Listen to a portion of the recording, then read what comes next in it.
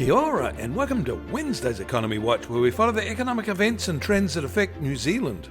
I'm David Chaston, and this is the international edition from interest.co.nz, and today we lead with news of mixed and confusing economic signals from the world's largest economy, where scoring own goals is becoming an embedded feature of their economic management.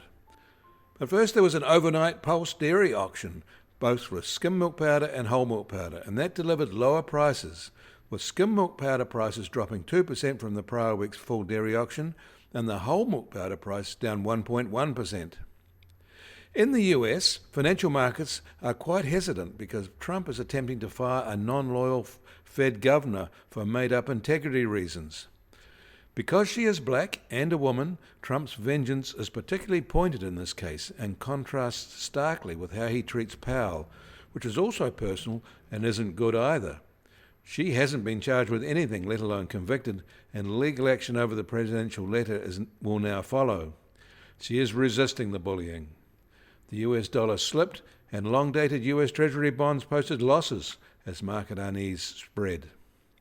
Overnight releases of American economic data was quite mixed. First, durable goods orders fell in July from June, down 2.8%, and on top of the 9.4% fall in the June result. That takes the year-on-year July result to just 3.5% rise, about what current inflation can account for. Non-defence, non-aircraft capital goods orders rose a little more than that, up 4.5% from a year ago, so that was positive. But they fell 8% in July from June. And the Richmond Fed's factory survey in the mid-Atlantic states remained negative in August, although not as much as the outsized July retreat. Factories in the region have been doing it tough since March 2025. Cost inflation is hitting them hard as a result of having to pay the tariff taxes. The average growth rates and prices paid increased notably there, while growth in prices received was nearly unchanged in August. Yesterday we noted the negative Dallas Fed factory survey for Texas. Today the services survey for the same region was released, and it reported a better expansion. But they reported the improvement was just slight. There was also only a slight change in consumer sentiment reported by the Conference Board for August. Rising worries about jobs and income were offset by more optimistic views of current and future business conditions, they said. Overall, consumer confidence dipped slightly in August, but remained at a level similar to the past 3 months. Tariff taxes are a key reason that there is no improvement in this survey. Consumers' average 12-month inflation expectations picked up after 3 consecutive months of easing and reached 6.2% in August, up from 5.7% in July. Once rare 7-year car loans are fast becoming the norm in the US. They're often the only way buyers can afford new vehicles, with the average vehicle sales price surging 28% in 5 years to approach 85,000 New Zealand dollars. The tariffs will make them much worse. Bloomberg is reporting that in the second quarter of 2025, 7-year vehicle loans represented 21% of all new vehicle financing. 6-year loans, at one time considered the upper end of the range, are now the most common, accounting for 36%. Some buyers are even now going for 8-year vehicle loans. And there was a large and well-supported 2-year US Treasury bond auction overnight, resulting in a median yield of 3.60%, down from 3.87% at the prior equivalent event a month ago. North of the border, Canada released some business activity data for July, and both metrics rose, and by more than expected. Their wholesale trade was up 1.3%, up from 0.7% in June, driven by stronger vehicle sales.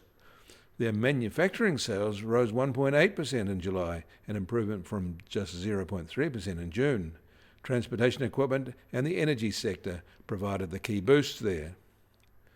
Across the Pacific, in South Korea, you may recall the huge jump in consumer sentiment in July after the peaceful resolution of the attempted executive coup there earlier in the year. The rule of law won. In August, that confidence level dropped sharply as things returned to normal. But to be fair, it is still far higher than at any time in the past 10 years, despite their ugly treatment by the Trump administration. In Australia, Australia Post has temporarily suspended postal services to the US. All such deliveries now require full customs duties and declarations, making the trade impractical for small value items and a substantial jeopardy for the shipper. The disruption to such courier services is spreading to most Asian countries now. The US Treasury 10-year yield is now at 4.25%, down 3 basis points from yesterday. And the price of gold will start today at $3,381 an ounce, up $10 from yesterday. But American oil prices have fallen $1.50 to just on $63.50 a barrel, while the international Brent price is now just on $67.50 a barrel. And the Kiwi dollar is now just on 58.6 US cents, a little change from yesterday. Against the Aussie, we're up 10 basis points at 90.3 Australian cents. Against the euro, unchanged at 50.3 euro cents. That all means our trade-weighted index starts today at just on 66.3, and also a little change from yesterday.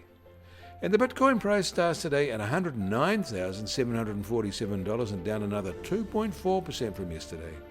Volatility of the past 24 hours has been modest, at just on plus or minus 1.5%. You can get more news affecting the economy in New Zealand from interest.co.nz.